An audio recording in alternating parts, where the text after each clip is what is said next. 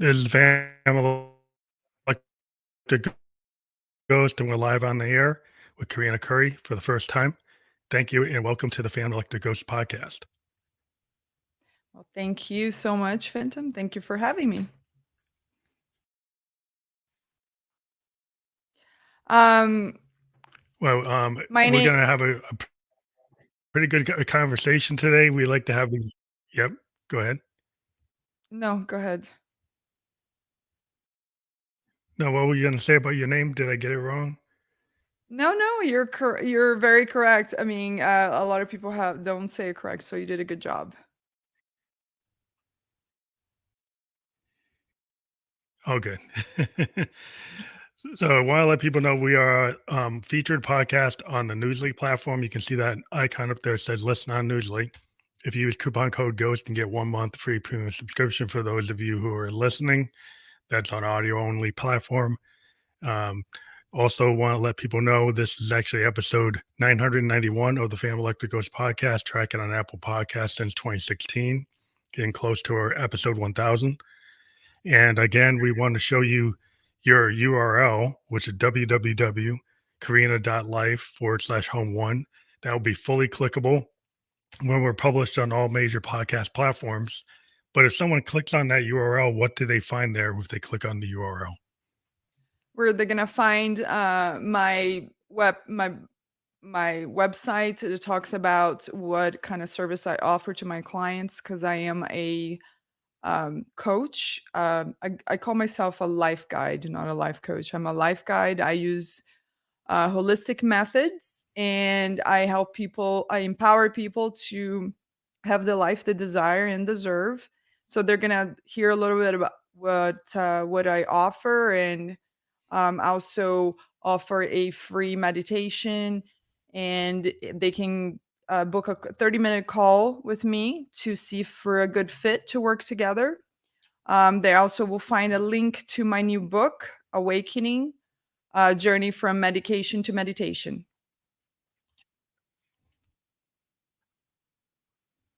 Well, that's awesome. And we want to talk about what we're going to talk about tonight is like the focus is integrative approaches to mental health beyond the antidepressant. And like you said, you're a holistic author, and you have a different type of coaching method. And we maybe want to give people a background into your approaches on mental health. Because you have integrative approaches, and the concept of beyond the antidepressant. Maybe you want to start there, or maybe with your background, however you want to kick off. Okay.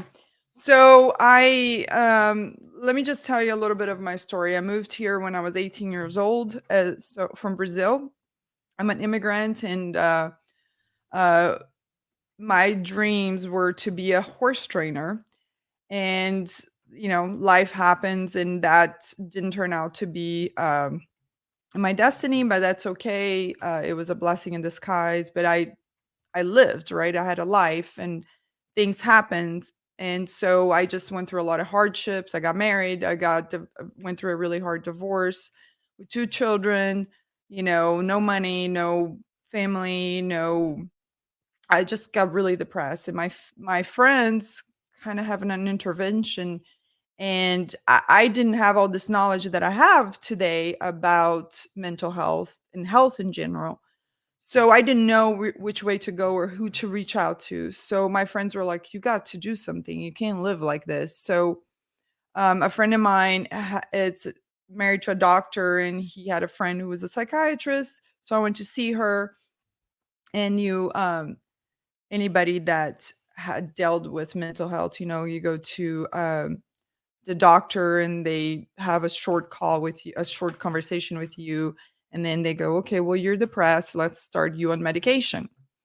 And then you come back in 2 weeks, and then we talk about, and I went back in 2 weeks, and I said it's not working. So okay, well, let's up your dose. Then you go back in 2 more weeks. Well, it's not working. Well, let's up your dose. So Mhm. by the time it was over, I was taking the highest dose of the antidepressants. Then I couldn't sleep. So then it's like, okay, we're going to put you in this other medication to sleep. So now I'm starting having panic attacks because I'm in so much medication. I don't know. I mean, I'm just a zombie, right? I'm not living, I'm surviving. Yeah. So now we're gonna give you Xanax so you can, I mean, you can have a life during the day. Well, now my gut is not working. So they're like, okay, well, here's more Yeah, and then medication you for need your something else gut. for that. Exactly. Just Yeah, one and then you thing. get on the whole yeah, the pharmaceutical train, which a lot of people, I think they get driven to holistic medicine and to naturopathic medicine and other alternatives to Western pharmaceutical because the pharmaceutical puts you on a train. You need a pill for the after effects of another pill, and another pill, and then you don't feel good. Like you're not feeling like what are you living to be on these pills? Or you living to be who you want to be, you know? And so I think it's very interesting what happens because, a lot of people, I deal with a lot of musicians, a lot of creative people, and, a lot of our issues we've turned into music. We do art therapy to kind of solve it. And so the art therapy of writing a song or doing a painting or being a photographer or being an actor, but it still doesn't really resolve it. So a lot of times you still have to go to therapy or you have to look for something else. And I think it's like you were talking about how that road to finding out that you needed some kind of help, but now you started to go toward these like pharmaceuticals weren't doing it. So maybe you can talk about the holistic approach of health and wellness. It's probably like a bigger picture. Exactly. So for 10 years, I was in this train, like you said. And but I knew that eventually I was gonna have to do something. Well, synchronicities of the universe. I had a coach, a holistic therapist that I met, and I felt like it was time for me to change my life, because I was following these patterns of my parents, and I kept dating these. I have these relationships that are always the same issues, right? Well, I didn't know that all that had to do with inner child trauma from childhood, that it stays in your subconscious. And until you face that, you heal that part of you, you keep falling in these traps, right? And it Hmm. causes depression. Also, the food you eat can cause depression. If you're not exercising, there's so many things that can cause depression. But my case was all, trauma from childhood, trauma from relationships, and I was bringing that on myself. I like to tell people you are in control of your life, but sometimes you don't know what you don't know, right? So back Yeah. then I didn't know. So she Yeah. felt, I met her, and it changed my life. She started teaching me all these holistic ways to live and to ways to heal. Now I started healing this trauma and facing all that pain and the guilt and all that stuff and releasing that all. But the psychiatrist didn't wouldn't let me. It would not. I went to her and I said I want to get off the medication. She didn't think that was a good idea, so I create my own protocol, and I got off medication through lots of methods of holistic things, that I teach my clients how to do. And I am the happiest I've ever been now. So after 10 years, and I like to teach people to get off medication because it is, you take one, it has a side effect. Well, these things they don't really tell you. I don't know if you ever watch those um, drug Yes. pharmaceutical Yeah. drugs commercials. They'll Yeah. tell you, are you sad, are you feeling this way? Well, we all feel sad sometimes, right? But then the side effects go really fast, where you can't Yeah. really pay It's attention a to it. long list. Yes, exactly. Well, the doctors don't really tell you, they just give you the pills and they don't tell you the side effects. Well, I'm still dealing with side With effects that from that yeah. all those years of being on those medications. So I tell people, take charge of your health, take charge of your life, ask questions, try holistic ways because it's proven. Meditation, uh, being in touch with nature, eating a more balanced diet, or all those things are proven to help with depression. And then Well, let's it's like face what's causing that depression, right? Let's get to the yeah. root of the cause. So you're like root cause was like I talk to a lot of people about inner child and then limiting beliefs, beliefs that you think are truths because somebody tells you you're not good enough as a child or you're never going to do this or they don't love you or whatever. And you take it as a child, you're going to take something and then you believe it. Like, so it's like you're never going to be good enough. And then you never think you're good enough. Then you never think you're good enough for anybody. Then you get into, codependency and then you're self-limiting. You create your own glass ceiling where you keep on Exactly. repeating the same pattern by going to the same person that doesn't really solve it or thinking that somebody else is going to solve it when you actually have to resolve the inner child. And a lot of times what we find, as I had my own issue as a kid. As a kid, but when I was like 27, I had a level 3 sarcoma.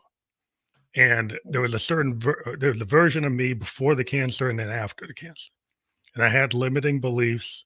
But once I survived it, I'm 56. I went through this kind of crucible moment where I realized I had these limiting beliefs.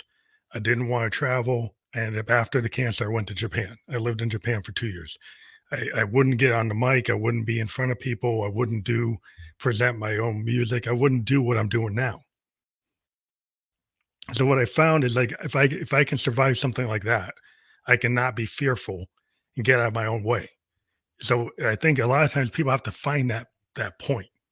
There's like a lot of people you never know where that point is for an individual person, but when something's not working, you have to resolve it. And what the cool thing that you found is that you don't have to use pharmaceuticals. It can be spiritual. Like I'm a Buddhist. I practice chanting. I practice like holistic medicine. There's a lot of legs to it. Usually, it's Mhm. not just one thing. It's not some kind of No. miracle diet that's going to Yes. solve it. It's not some miracle pill that's going to solve it. It's not some guru that's going to solve. It's like it's the whole thing. It's the body, the heart, the mind, the soul, the spirit connected to the microcosm and the macrocosm. But I let you kind of talk about your experiences. But one thing I think is really interesting is I think I can understand being an African American in America. I can understand the kind of immigrant um, perspective because even within the U.S., we're kind of in our own kind of situation. And my wife is from Barbados. I married a Mhm. woman from the West Indies, so I understand from her perspective. But also being in a minority group, that sometimes when you're not in that majority, you can understand about isolation, lack of belonging, discrimination. So maybe you can talk about your immigrant perspective that for dealing with those issues of lack of belonging, things like that. Oh yeah. So when I first came, and you said you talk about fear, and I love the quotes by Yoda. I had them all over the house, and says, "Train yourself to let go of everything you fear to lose." Because once you let go of the fear, you realize what is the worst that could happen, right? And that's what I tell my clients. What is the worst that can happen when you have that anxiety? What is the Yeah. worst? And so let's deal with that. So the worst that can happen is death. So what? That's not the end, right? So it's just Yeah. really letting go. But the Yeah, it's not the ego, end. So it's always the ego is always like in your mind, because the ego's biggest fear is to die. So it's always in your mind putting that fear of things to you. But you just want I think once you let go of that fear, you can be free to really live a truly fulfilling life. And I mean, your perspective, right? You dealt with death. So and now I think it's everybody that I talked to that had an awakening, right? Had to deal with either death or hit rock bottom like me, or it had to be something really crucial for you to turn around, right? yeah, I mean, I think Failure. it's like yeah, I mean, it's that crucible moment, and everybody has a different moment at different degrees. Mhm, I've talked to people that have been in abusive relationships, people have like critical illnesses, people have been injured, all kinds of issues that come up. Psychological abuse, physical abuse. There's all kinds of things that happen, and it's kind of when you get to that moment where I think a lot of times people have a fear, and then they have limiting beliefs, And then they also have like this idea of perfection. So I find it with a lot of people who are creative, is like there's all this stuff they don't show people Mhm. because they feel it's not perfect. But what I find as a producer, when I deal with somebody, is like I tell them the first thing I tell them is like, I want to hear the song that you're scared to show anybody because I feel that that is really you. That is probably the biggest, the most accurate representation of what you're able to do. And that's why you're scared of it. And when you can draw that out of somebody, you can actually start to really self-actualize. They can become who they should be, at Yes. least as an artist. A lot of times Yes. people are scared of that. And I think it applies even to non-artists because it's like those things are the things that make you like the authentic. It makes you why you're here. That's you. But a lot of people want to clone other people, or they want to compare themselves to other people, and they're not satisfied with who they are. Yes. I totally agree, and I think a lot of women like me, like, I was always, you know, as a child, and I don't judge my parents, nobody knows how to parent. There's no manual, right? They did the best what they could with what they had. But for example, my mother, I remember very clearly when I was 6 years old and we're sitting there and we're doing, homework, and she's like, "You're just not smart enough." And that It's not stuck the with me. best thing And to for say. me to write this book was such a release of limiting belief because I used to think, I wanna write a book, but I used to think I was not smart enough. Well, guess what? Mhm. I wrote a book and it's a pretty damn good book. You know what I mean? So to release that limiting belief was such a powerful thing for me because I think women, we are taught to be meek and to just stay behind the man and not to shine too much, not to talk too loud. At least that's how I grew up, right? In my family, Mm. my family, they're a very traditional Yes. Catholic family. Like the women's supposed to help the man shine, but you don't shine. You help your man Mm. shine. Well, we can both shine, you know. So coming to the United States as an immigrant, I wanted to escape Brazil. I want to escape the mentality that I could not. My parents were like, "Girls riding being a horse trainer, are you crazy?" Well, I wanted to do that. I packed my bags and I left and with $600 in my pocket, and I called a bunch of people, see if I can do an internship, like I work for free, if you teach me. And I landed this place, and it was the owners of the ranch were going through a divorce. Several things happened to me when I was there, but end up that I was they made me their little all I did is put horses in this walker machine, saddle, unsaddle. So I wasn't like really learning anything. Oh, you And didn't I learn was enough. taking, Yeah.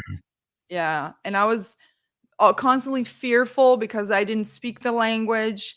And I was always getting in trouble because I didn't understand. And it was a very traumatic time in my life. And there was some abuse that went on. And so, yeah, that change things for me, right? Is my first experience as an adult out of the house. And now I'm dealing with this reality that I'm a woman, I am a beautiful young girl, and I'm getting attention, the wrong type of attention from men that I'm not seeking. Mhm. And that was really hard, because I didn't want to be objectified as a woman. I wanted to just I wanted to do something good with my life, and I wanted to be a horse trainer. So that didn't turn out to be what I hoped for. So I went on to, with the help of a friend, to get another career, became a flight attendant and start traveling. And that kind of helped me, even though it was a job where you always gone, right? It helped me feel, empower me a little bit because I You was felt able more to, independent. yes, You felt more independent there. You started to get kind of what you came to America for, from what I can tell, is where yes, you're kind of looking for the idea that, in America, women can be empowered, they can be executives, they can have their own way. They can, Yes. and the flight attendant in the 60s was this kind of representation of a free woman who doesn't have to be tied down and she could be independent. She could have her own apartment. She didn't have to be married. She could live her own life. She could travel. She could get life experience around the world, meet people, and kind of go from there, right? So that what that kind of brought for you, gave you a little bit more control. Yes, yes, and and now I can support myself, like, financially. I like you said, I can have my own apartment, I can buy my own car, right? I feel like, "Wow, I can do this I can be on my own." But it's still in the back of my mind because of these childhood beliefs. I felt like I need a savior, and that's what the Mm, relationships came in, right? Because you're falling into this pattern where you need a man to be your savior, and so you yeah, get married for the wrong reasons, for to the wrong type of person. And anyway, 13 years later, I have 2 children and get divorced, and that's when I just hit rock bottom, just got really depressed because I felt like um, I was unhappy, but I was now making my children unhappy, and it was I didn't have any family, and it was all on me, and financially, it was really hard to support myself and my salary and 2 children, so it was just a really hard timing. But, like I said, I lived in those 10 years kinda like a zombie on medication, and then I have this spiritual awakening. Now I'm the happiest I've ever been. I take no medication. I wrote a book. I help people overcome hardships, and because I wanted to pay forward. I wanted to do what my coach did for me or my therapist did for me. I felt like I want to provide that for people, that enlightenment, that you are enough. Everything you need is within. You don't need anything from the outward to be out that's out there to be happy. You don't need a relationship. You don't need, money. Yes, you need money, but it really is an illusion, you, yeah. Well, it depends because on what if you build things up. Like if you go and you make your goals that you feel like you're failing all the time instead of like making realistic incremental capabilities. Like so a lot of times to me, like when I beat the cancer, it's like every day I wake up is I win. But some people like unless they're making $1 million, they're not winning. Like if Mhm. you change your goals, like every day that I'm alive and I can make like one step forward, I'm winning. But some people would say, well, I got to make 100 steps in one day. Well, that might not be realistic, right? So if you start to find things that you can make micro victories, then you don't get depressed because it's like realistic of what you can do. And not that you can't start to up it as you get more confident. As you Yes. get more confident, maybe you can win 3 or 4 things that you can win that day. There but it's like you can control that. You don't have to compare that. It doesn't have to be comparable to anybody else. It's like what you're trying to do for yourself. And I think that is the thing that people like keeping up with the Joneses isn't winning, right? No. Actualizing to be who you can be is how you win. When you finally are happy every day, when you wake up, you're happy with what your life is doing, and you found out that you can be happy, that you Yes. can reprogram yourself to do what you want and do what makes you, you know, feel like you're alive. I think that is the goal, and it doesn't always have to be winning the lottery to do that. Exactly. And, you hear people that win the lottery, they end up like most people, they end up losing everything because You lose it right they're away. they yeah, because they put their happiness in that money. It's not. You have to find out because you don't need it. Like people win the lottery, they're gonna buy all these things. Oh, because all those things gonna make me happy, right? And I've been there, I've been there. When you have no money, like, and you think, gosh, if I could just, not have to struggle so much, but with my relationship with money, but I had to realize that everything really that I needed, I have it. And one of the things that I do every morning is practice gratitude. When you practice gratitude and you do it every day and you're talking Mm, about the power of small changes, it's like you don't have if you do a big jump, then it's really hard because then you don't do it again. It's kinda like going to the gym. If you go to the gym and you work out really hard, the next day you're sore, right? then you won't go that day. No, Yeah. the trick is go every day and do little bits, like 10 minutes, 10-minute Yeah. increments. Same thing with changing habits. And so you every day you do a little bit. So you start by practicing gratitude every morning, right? And sometimes I used to, when my coach used to tell me that, I was like, really? Because I don't feel like I'm grateful today. But then I'm like, no, I'm going to find something that I'm grateful for. And there's always something to be grateful for. For example, a person that doesn't have their health, I bet they would be grateful if they could get their health back, right? Because if you ask a billionaire what he wants in life, he's going to give you 100 things that he wants. But if you ask a person that doesn't have their health what they want in life, most Yeah. Be healthy. Yeah. one thing is their health, right? You ask somebody who lost a child what they want in life, they would give everything to have that child back. It's all about perspective. Definitely. Yeah, and spirituality is really important because a lot of times and people have been kind of programmed in the West to kind of, the mantra is the money, is the Wall Mhm, Street thing, is my investment, my Bitcoin, my whatever, my crypto. Like it got like you're losing if you're not doing that. mhm. And then people forget about like, the value of being, not everybody's gonna be that millionaire. Not everybody's gonna have that portfolio. So is that how you measure people? Do you think people are losers because they don't have this X amount? Is it, or do you feel like somebody like my grandpa used to say, he's a coal miner, that you should be grateful for that for the work you have. Like when I going into mine, I was happy that I had the job, Mhm, right? And then I kind of took the skill set. My grandpa took the skill set from the mine. He built his own house. He learned how to do the wires. He didn't even have like a high school education, but he took that job instead of hating it. He to learn all the things he learned from it. He used to build his house, to build his ability to work on cars, to do this thing, play a banjo. He just became somebody's like, why can't I do this? And then he learned how to do things. And so like so you want somebody could just look at that job and say, well, that's a really low end job. But like all labor is something you should be proud of. I think that's where some people kind of have this downward look on things, and you have to kind of not do that because then you don't accept so, so that you could be happy, without always looking for something else. That's the thing, Keith. There's people, once you learn about spirituality and you go deep into it like I have, you learn that you and I and everybody else in this earth, we're no different. We're all particles of God. We're all here in a journey. And you start seeing everybody as equal. And that is an amazing thing to be able to feel that way about everyone. Everyone is dealing with something, you know, but it's their journey.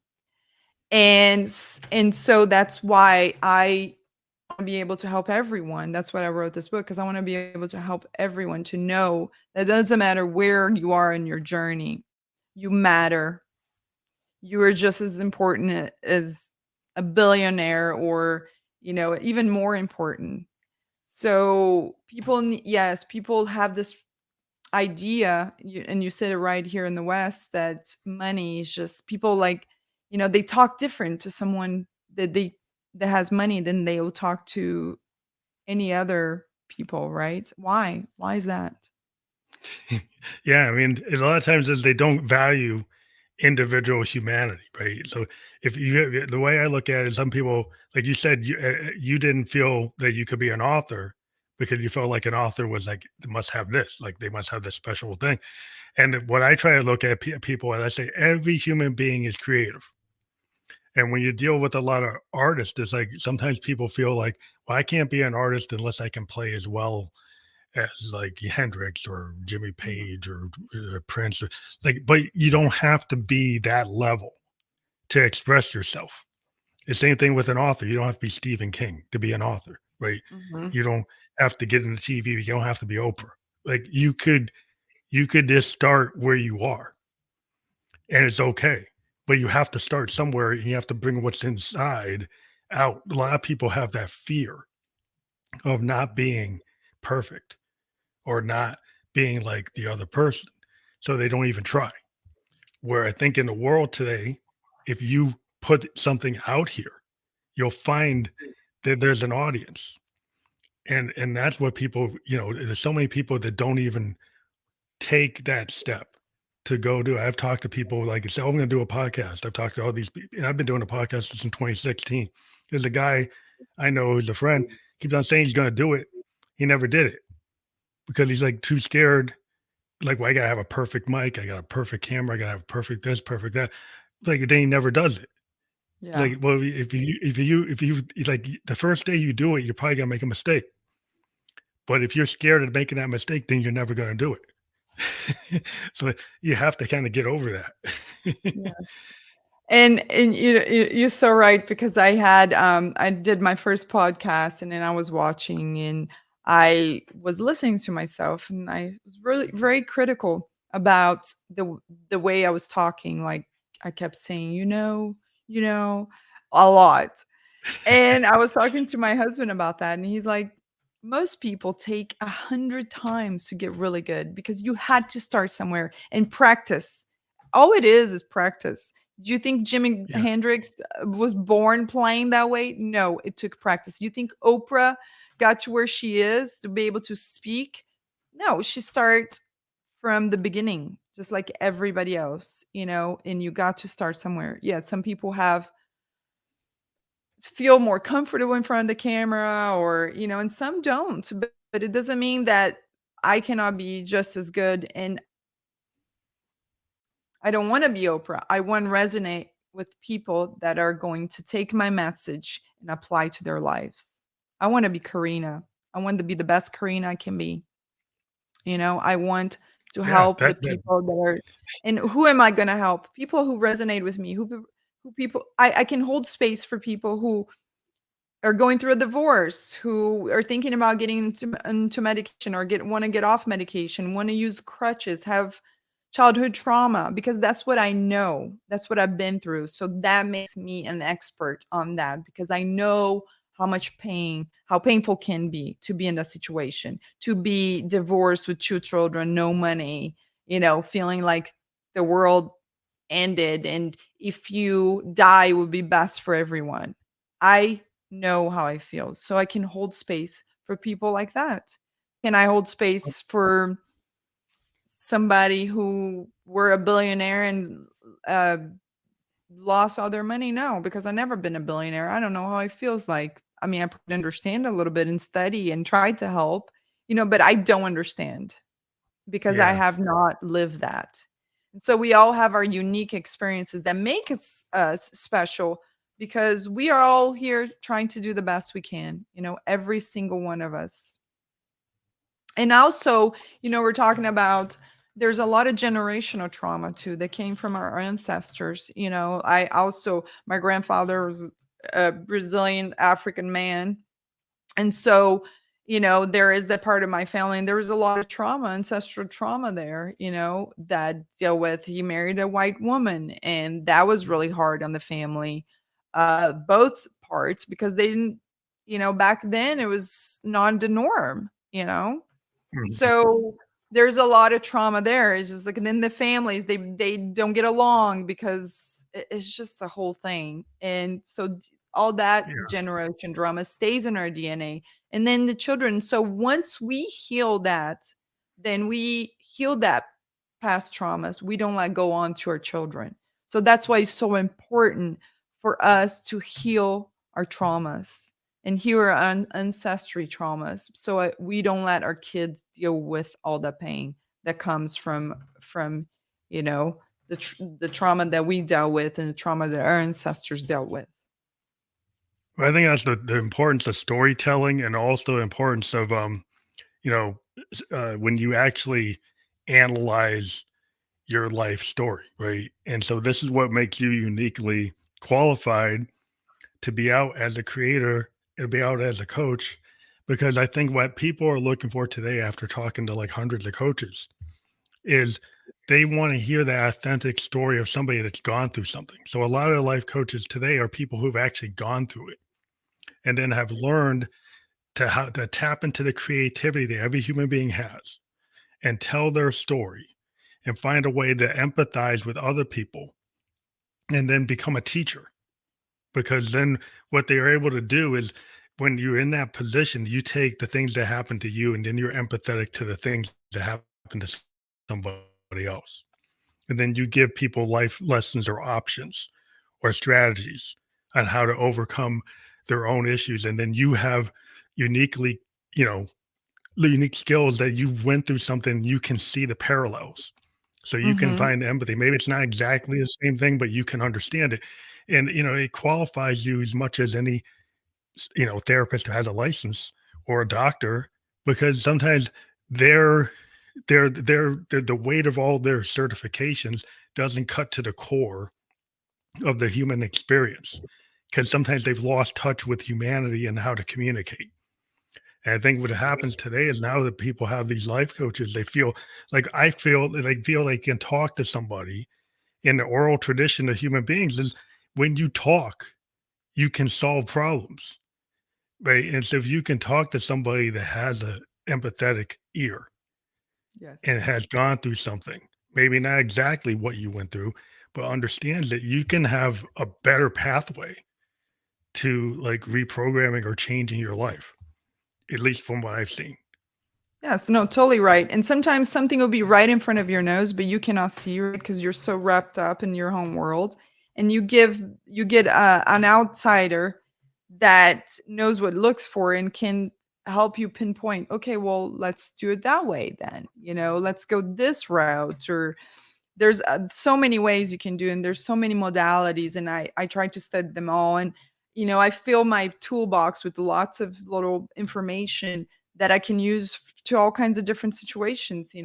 Like right now I'm reading this book by Byron Katie, and she's incredible, has a kind of story like mine. Hit rock bottom, she was really depressed. And actually, I heard a podcast from her. She was sleeping on the floor of her bedroom because she didn't feel like she was worthy to sleep on the bed, and Oh, a roach touched her foot, and that's when she was like, like had this awakening and saw this whole different outlook on life. And anyway, it's a story, but she's such an amazing um, person. So it's like I love learning from people, from all these, and it's normally women. I don't know why. yeah, Actually, I I do think there's know, but that word for let's not go through it. that. Oh, But all these different women who and is exactly what they're not doctors, they're not psychiatrists, they're what I call true healers. Because I think what medicine got away from is being healers. It's like mhm, they're following a protocol. Okay, if you have these symptoms, this is the medication that I'm going to give you, because that's what's written on their protocol. And I can tell you the history of how that began from the Rockefellers in the beginning of medical yeah, schools, and it's all, it will yeah. make you sick. But I don't want to get too much into that either. But people need to know that they have to question. You are in charge of your life, of your health, and of your own happiness. Everything you need is within. And coaches, That yes, was they why, do if help. you look at Coaches help you yeah, I mean, find I that think the way. coaches yeah, but I think it also, if you think about the history of like, humanity, a lot of indigenous cultures had like a divine feminine, had this more female centered perspective, and it was more close to, Gaia. It was close to like the truth and actually revealing the truth and not hiding it and not trying to control it, which men tend to try to control things and be very stoic and not be emotional and not connect with emotions and not understand. Think it's like, it's better to hide it. It's better to put it away. It's better to not Mhm, deal with it. Where mhm. the feminine tends to be more, when we think about creativity, it always tends to come from like this kind of female centered point of view. Like a lot of times when I deal with like artists who are men, they're tapping into the kind of feminine side to be able to create. that writers and people I deal in the creative space, we don't just talk sports. We talk deeper things that are things that typically men don't want to talk about. If I talk to somebody that's a non-creator, they won't even go there. They won't even Mhm. think about going there. And so you can't really have a conversation that's as wide ranging as when you talk to a woman. And so what I find yeah, that's very important for women to understand that you actually need to have that kind of divine feminine or the understanding of that perspective where you're not so stoic, you're not so tied to logic, that you're willing to look into mysticism and spiritualism and other things that are important. Exactly. And I think that I see a lot of men now are adapting to, like trying to get in touch with their feminine side. And but they need to realize that there's some healing that needs to be done for you to fully connect to the feminine side. But men are coming in more and more. The more that I go to a lot of spiritual retreats and I see it will be like 20 women and 3 men. But hey, it's 3 men. They're there. Yeah, They're putting they're coming. themselves out there, so I love Themselves. that. I'm amazing. I'm always like, "Go, thank you for being here and bringing this masculine energy." But women need to know that it's okay to be the goddess that we're meant to be, the healers and this divine feminine that it was put in here to heal humanity, and they need to not be afraid of. Like I was talking to a friend about my book, and she said, "Well, I don't know if I should read your book because I love Jesus." I said, "Well, I love Jesus too." They have this misconception that if we're They can't. spiritual, They I feel can't like, be yeah. that. I believe that Jesus was a great man. He came over here to teach us to be leaders, not followers. That he was married to Mary Magdalene.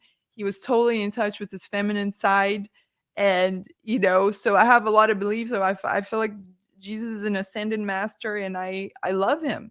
But I don't see him as the same way as you do, as she does. But that's okay, and that's the Yeah, thing. We have to, once you understand that we're all the same, you learn to respect everybody points of view. And you believe what you believe, I believe I believe, but let's just love each other and accept each other. And that's what's missing. We have to understand that we're all equals, and we have to stop this division that's been created to control society.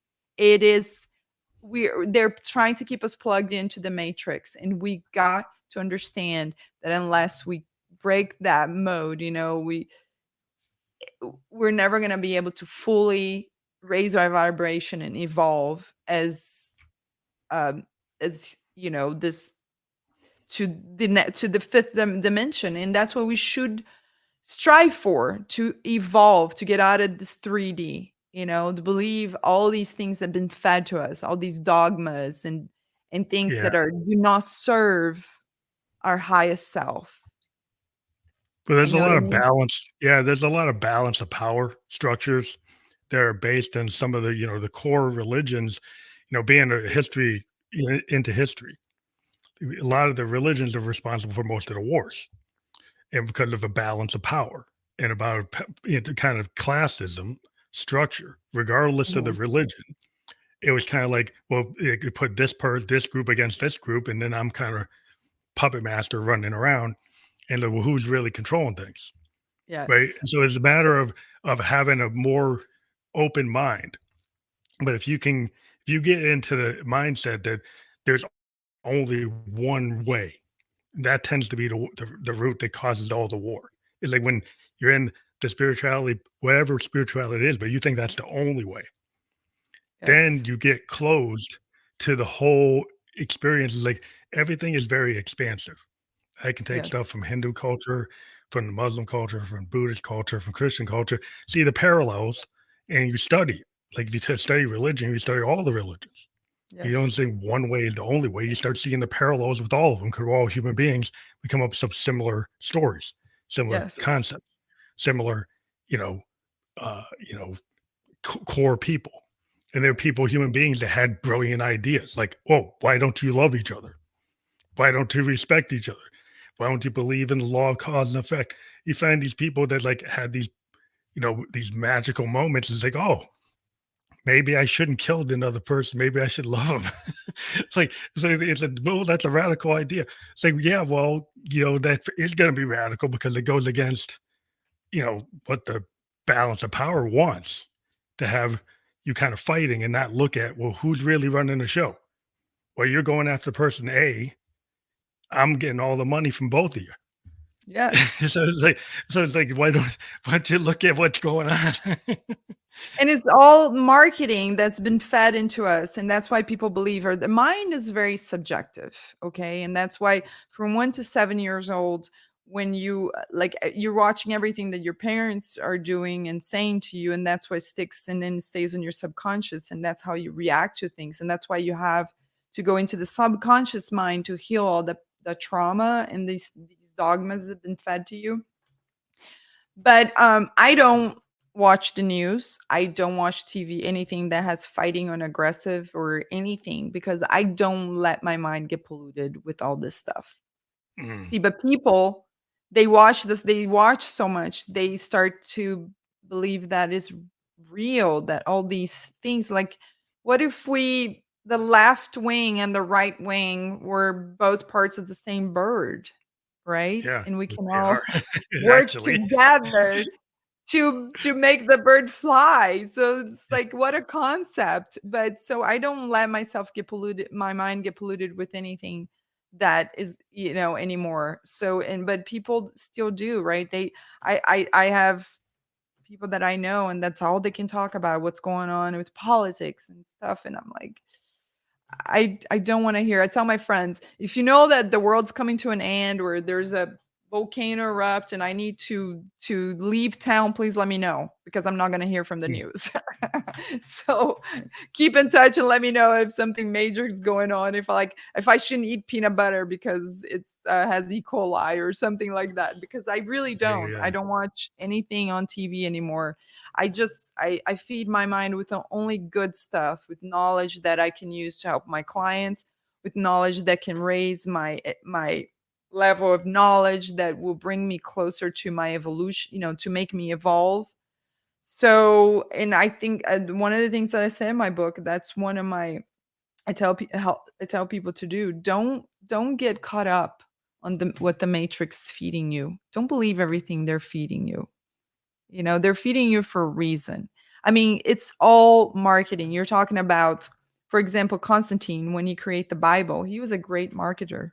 The Yeah. way he did the canon, the Bible canon, he took what he put in there exactly what he needed to control society at the time, Well, that you tends know? to be the trick. That's what happens because if you look at, at behaviors, you start to say, well, why is this person chosen over this person? Why is this person like this is the only way? And it tends to be because of like, the nature of people wanting to belong, right? So if people want to belong, they'll try to get part of something and they'll try to push down their individuality. And Mhm. that's kind of like they think the one thing we have as human beings is your individuality. But when you get pushed down and then actually you don't actualize and you let other people control who you're going to be. Like women will get put into a position because this canon says you're supposed to serve. So Yes. then people in that canon like won't let you out of it. Well, Yes. they look at people like me and say, well, you're the children of Cain, so you're not supposed to, you don't deserve this. So then there's a Mhm. whole thing. Like you get structured. And then it's like, well, how do you break out of that? Well, you have to question. And like, why do you have a brain? Because it's designed to get you out of trouble. Yeah. So if you were out there in the wilderness, you're supposed to use your brain to get out of danger. Well, these mental dangers that you see in the media are just as real and actually are triggering people like the wolf, right? People are getting triggered like a saber tooth or a wolf is after them from just Yes. listening or watching something. Yes. Because it's actually triggering their adrenal response, and then Yes, they're getting exactly, all because hyped up.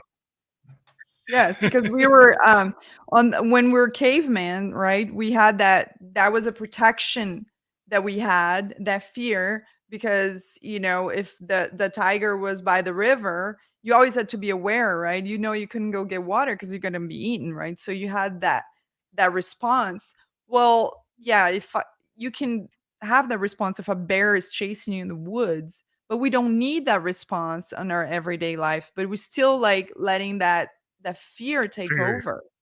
yeah, it's And triggering the people we every would day. no longer need that fear because most of the time we're not gonna have a bear chasing over us, right?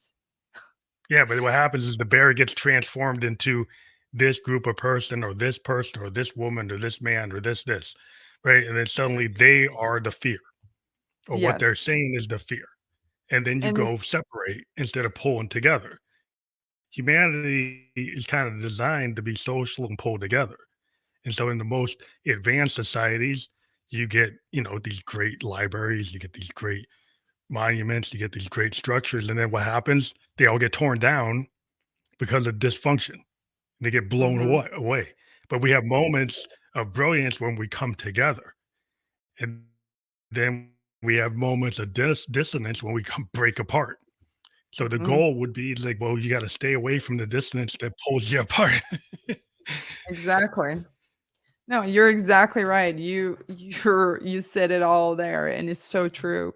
Um, but yeah, they put these ideas in your head, right? That you're supposed to like have all these fears and watch out for all these things, and you really shouldn't be like that.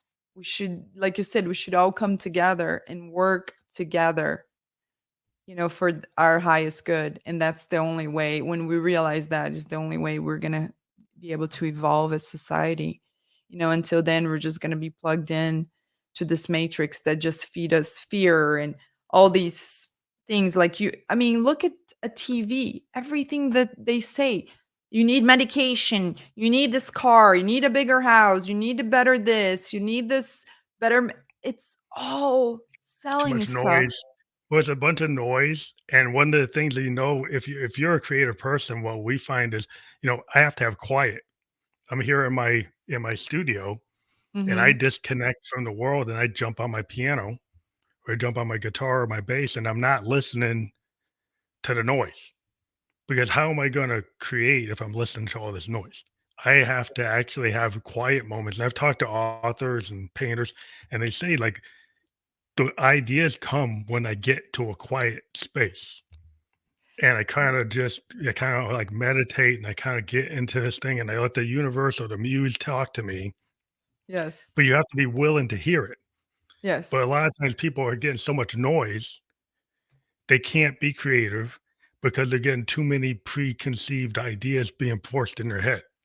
So they can't come up with Exactly. their own ideas, and the only Yes, way to come because up with like their it's own is to separate from it, like you yeah, said. because I told you, the mind is so subjective, and you're exactly right. In the morning, I have this little courtyard in my back, and I go over there and I get in complete silence. I don't take my phone because that phone is like another black hole, right? That you get yourself in. And so I go in there and I practice my gratitude and I meditate, and that's when I receive all my downloads.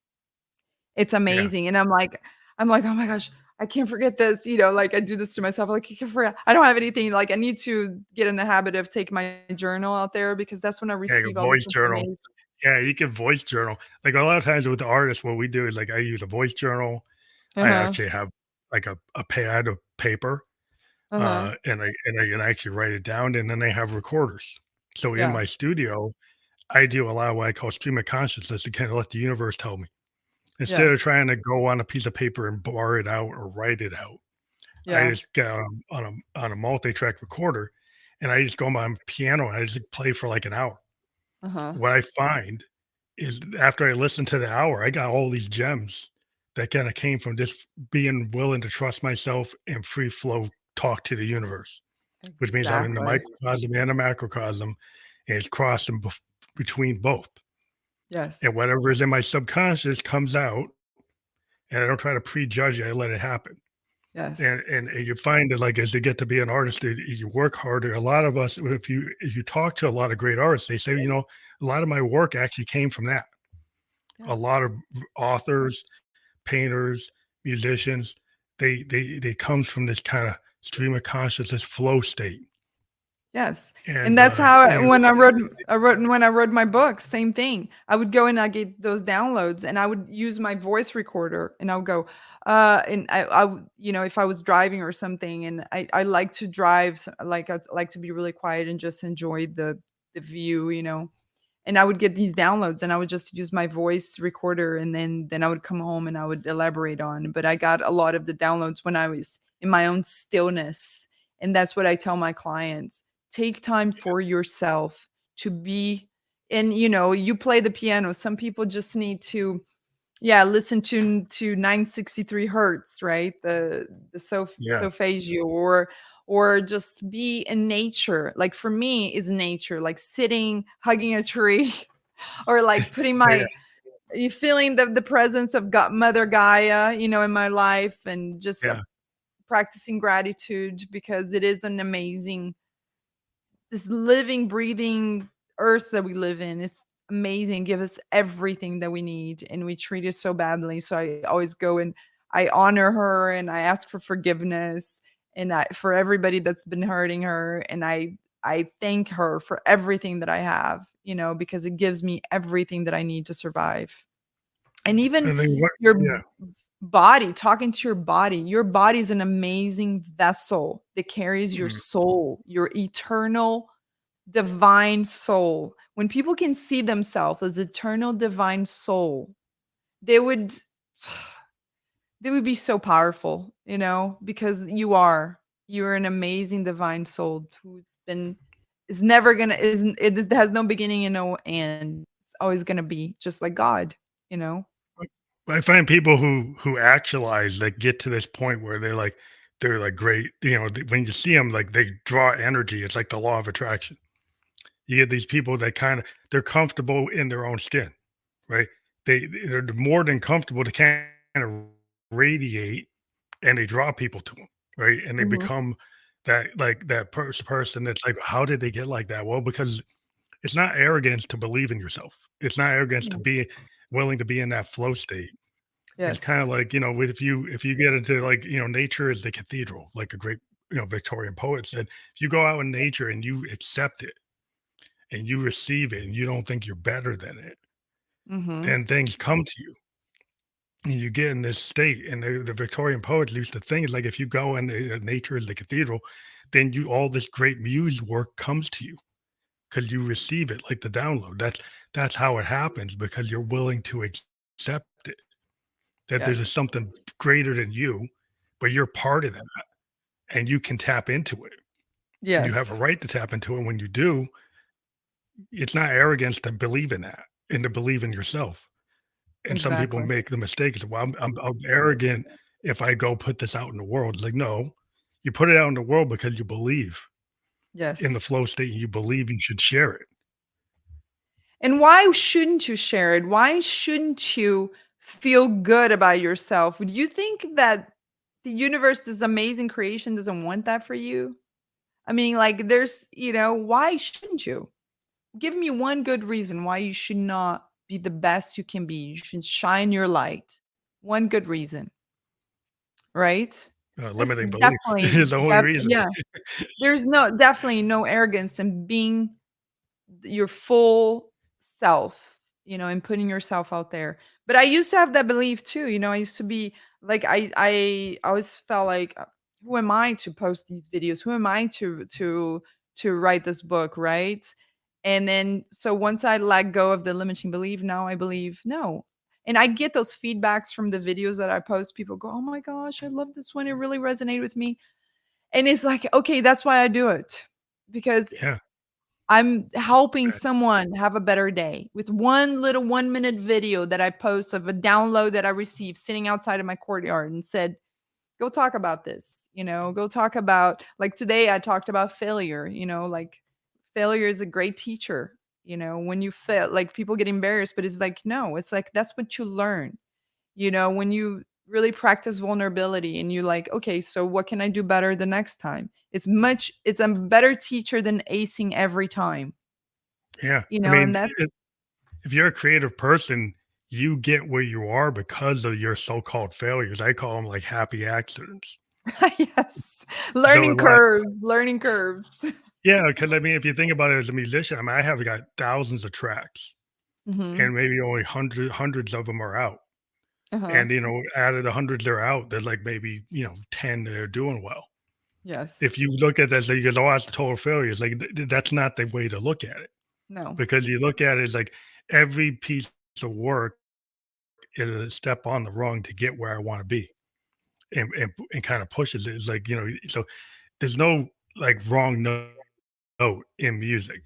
Yeah. The notes that get you to the next note, they get you to the next chord, they get you to the next melody, they get you to the next, you know, uh song, and it's all Yeah. part of that journey to get to that next piece of work, and it's all kind of radiating in and out of your inner self, your outer self, the microcosm, the macrocosm, and all these Yes. notes already exist in nature. You just tap it into them and figuring out how to Yeah. express yourself like a bird, and so that's Yes. there's there what could be wrong about that? The bird sings different every day. Maybe it sounds the same, but it's a little different. That's how songs are. That's the way it is. Yeah. There's nothing wrong with it. Yeah. And you said something right, the journey. The journey, it's full of ups and downs and left and right turns and learning curves, and it's beautiful, because we don't know what we don't know, and nobody's born knowing everything. Our soul knows, but this body, the soul came over here to experience with this body a human life, right? So all these things are meant to happen. Nothing is just because. Everything is meant to happen. And once you look at things and love everything as it is, just take for it what it is, and just then you start seeing things differently. That you give yourself grace, you forgive yourself, you let go of the past, because if you're living in the past and thinking about all the things that happened or could have happened or didn't happen, then you're not fully living the present. And that's a gift. The present is the only thing you have, is the gift. You don't have tomorrow, you don't have yesterday, it doesn't belong to you, so quit going there. Live now, you know Well, that's a beautiful point of view, and we'll end here because we actually hit our hour mark. But I want to let people know that you can click on your website, www.karina.life/home one. That will be fully clickable when we're published. And I want to thank you for being a guest on the Family Electric Ghost podcast. It's been really beneficial to me. Every time I talk to somebody, I feel like I'm getting a free therapy session myself. And it's like if you think about the almost 1,000 episodes, like 1,000 hours of Yes. talking to individual people that give you this perspective that to me is like, wow, it's like I'm paying like a free education. And I'm so impressed with your knowledge about the cosmos and everything, the psychology of mind. I mean, I'm very impressed. So good for you. You're just very knowledgeable human being. Thank you. Thank you for putting on this podcast and having all this knowledge and sharing with the world. It's amazing. Well, it's the oral history of all the guests I've had that I'm retaining. Oh, So good. it's been it's like that's the experience. That's why it's very important. I find podcasting is a really good educational tool for your Yes. own self-development, because every time you go into one of these webinars or podcast or talks, Uh-huh. if you're open your mind and you're willing to hear what the guest has to say, then you can leave as a better person. And that's every day I Yeah. talk to somebody, I get a different perspective, and that's to me, it is a benefit. So thank you Yeah. again for being on the show, Thank and you. appreciate it. Have a good night. You too. Bye. Oh, he was amazing. Yeah.